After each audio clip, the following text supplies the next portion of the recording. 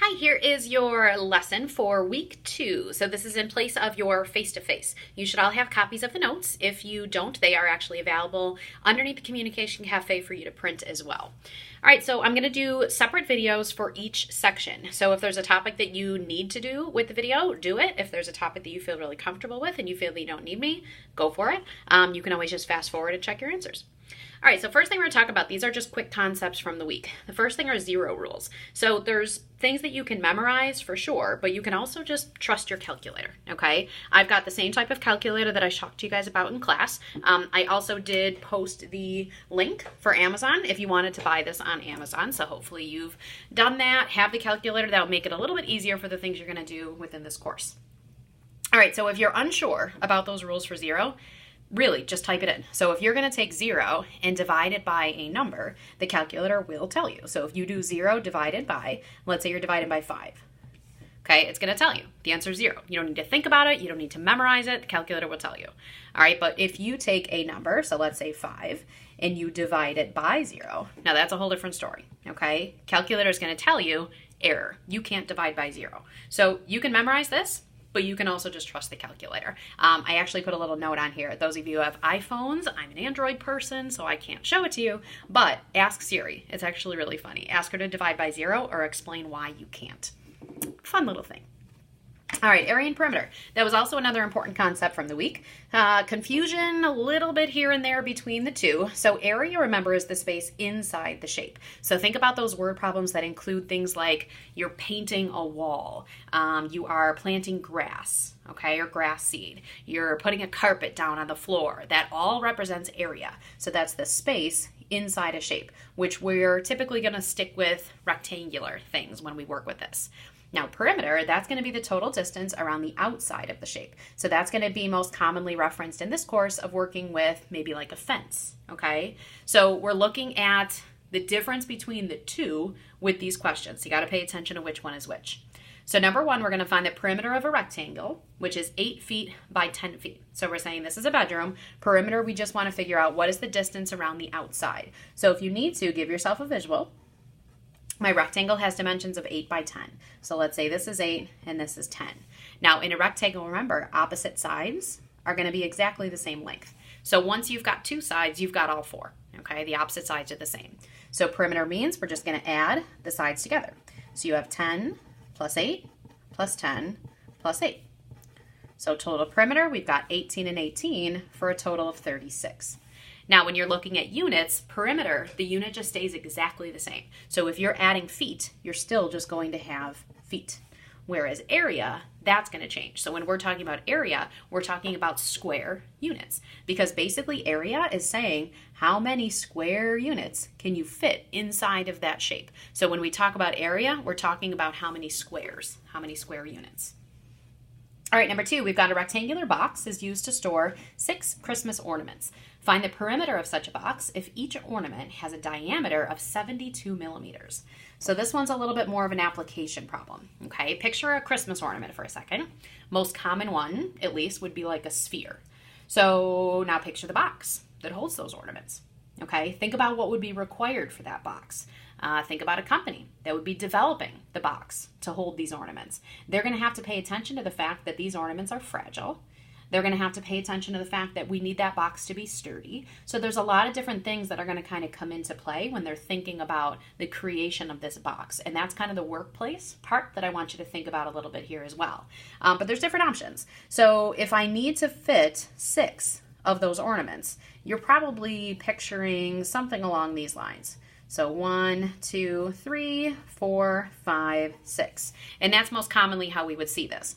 But I want you to think about the business side for a second, that I also maybe could have a box like this. 2, 3, 4, 5, 6. Okay, but hopefully your business mind is saying, well, if I have 6 ornaments here that are fragile versus 6 ornaments here, this box is going to be better.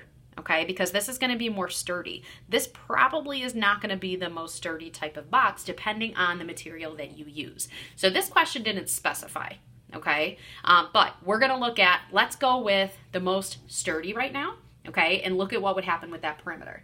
Now, if you think about it too, would the perimeters be different These are also kind of things to think about. So I'm going to focus on this one for a moment, and I'm going to look at the fact that I do believe that this would be the most sturdy.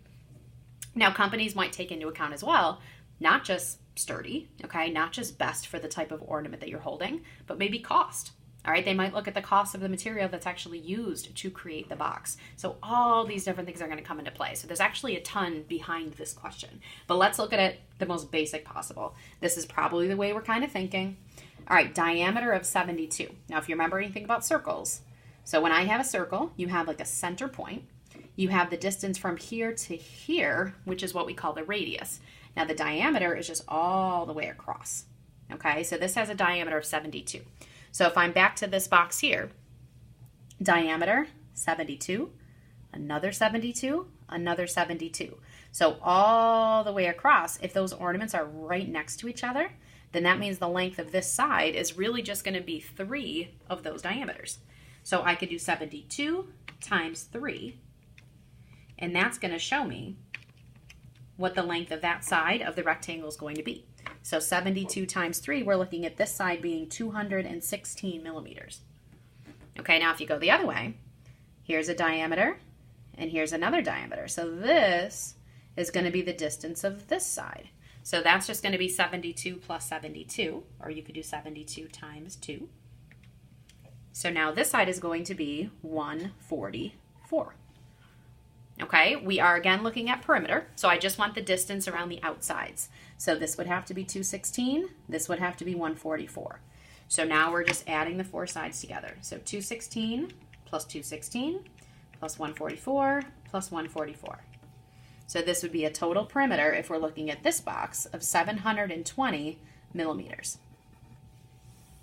Now, if you think about that other option, okay, would the perimeter be different? What do you think?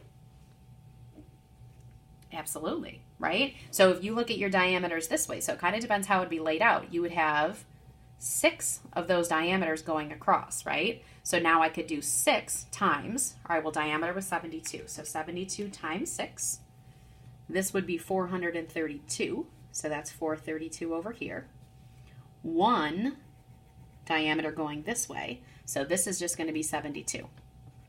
So if I add those together, 432 plus 432 plus 72 plus 72. Well, if it's laid out this way, then your perimeter is going to be 1008. So not only is that going to use more material, but we're kind of thinking it's going to be less sturdy anyways. So this is probably the route that your company would go. Okay, so a lot more involved in that question. So the answers could kind of vary depending on the layout that you choose. All right, number 3, Jackie is adding a border to a small rectangular bulletin board. All right, so the small ones are 5 feet by 7 feet, and the larger ones are going to be 7 feet by 9 feet. If the border material costs $2 per foot, how much will Jackie spend to do 4 small bulletin boards and 3 large bulletin boards? All right, so let's kind of get down back to the basics. So familiarizing yourself with the problem. We've got these bulletin boards. Some of them are small, and some of them are large. All right, we're looking at 4 of the small ones, and we're going to have 3 of the large ones. So just familiarizing ourselves with the problem, kind of break down the information. We're talking about a border. So a border, well, that's going to be perimeter, right? That's going around the edge. So I'm focused on perimeter. All right, small one, 5 by 7. So I'm just going to give myself a sketch. So 5 by 7, which means that's 7, that's 5. So perimeter of that, we're going to do 7 plus 5 plus 7 plus 5. So that means we've got a total perimeter for one board of 24. Okay, now it says that we're going to do 4 of those boards. Okay, so I'm going to take that perimeter and I'm just going to do times 4.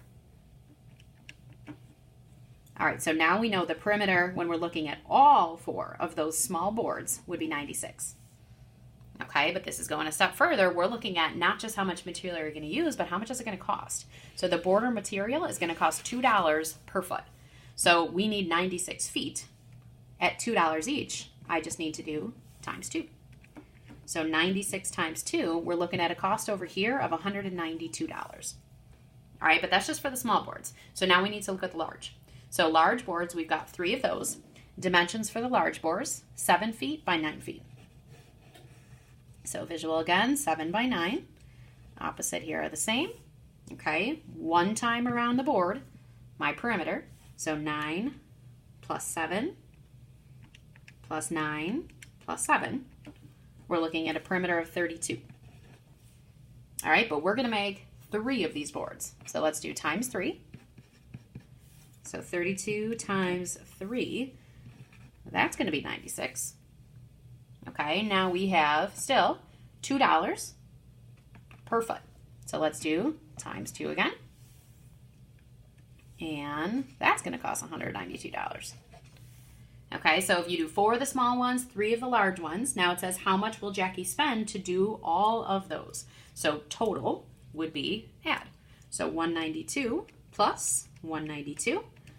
Looks like she's going to spend a total of $384 to do the borders on those boards. All right,